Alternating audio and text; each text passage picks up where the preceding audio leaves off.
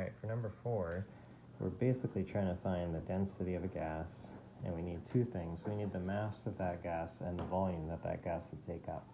Okay, so there's a couple sheets we have to use for this, because if we, let's say we had a mole of the phosphorus pentachloride, penta meaning that we have 5 of them, so it's PCl5, we could take and add up all of the parts.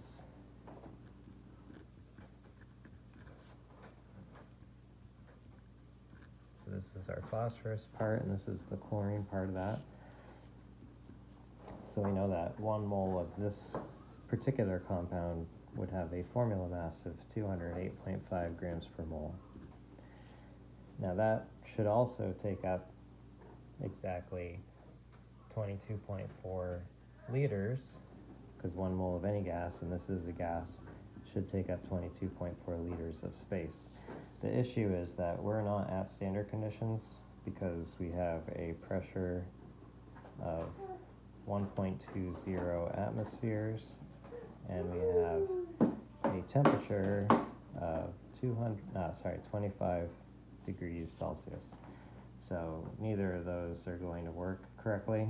We need to convert this to the temperature to be in Kelvin, and we need to convert our atmospheres to kilopascals.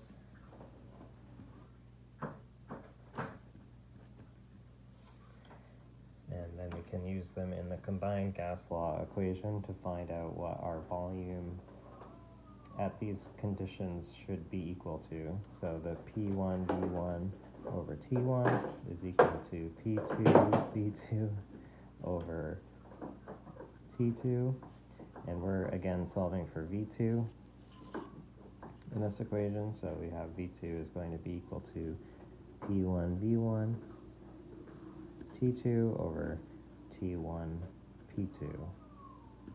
Putting our numbers in, 101.3 kilopascals times the 22.4 that an ideal gas would take up, multiplied by the 298, which is the adjusted temperature, over the 273K, which is ideal temperature, and the 121.56 kilopascals. Oh, these, yeah, kilopascals. So our adjusted volume for that situation would be 20.4 liters. All right, what do we use that for?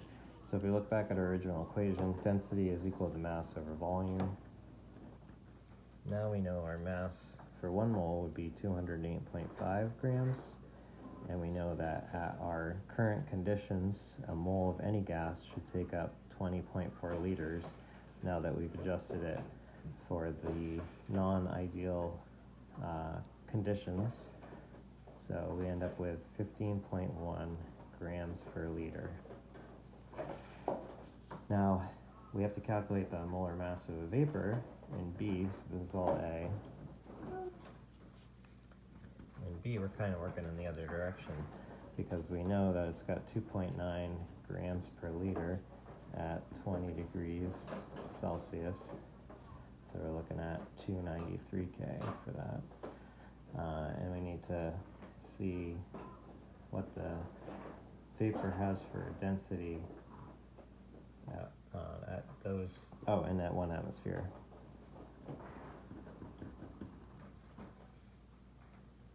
Alright, now this takes a little bit of working. Okay, so we already know that PV is equal to nRT, but problematically we don't have the moles, right? We don't have the volume, but if you remember the equation that we just used, density is equal to mass over volume, we have volume in that equation, right? We have mass in that equation, which is, derived from moles and using the formula mass. So we can make a new equation using our mass, our molar mass, and our and our density. Okay, so what does that look like? It's actually big M for mass is equal to density times your gas constant and temperature over P. Okay, so we're using that relationship between density, mass, and volume to get this equation.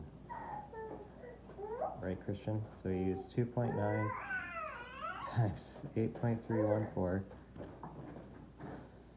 times 293K for our adjusted temperature divided by 101.3 kilopascals, and that gives us a formula mass of 69.7 grams per mole.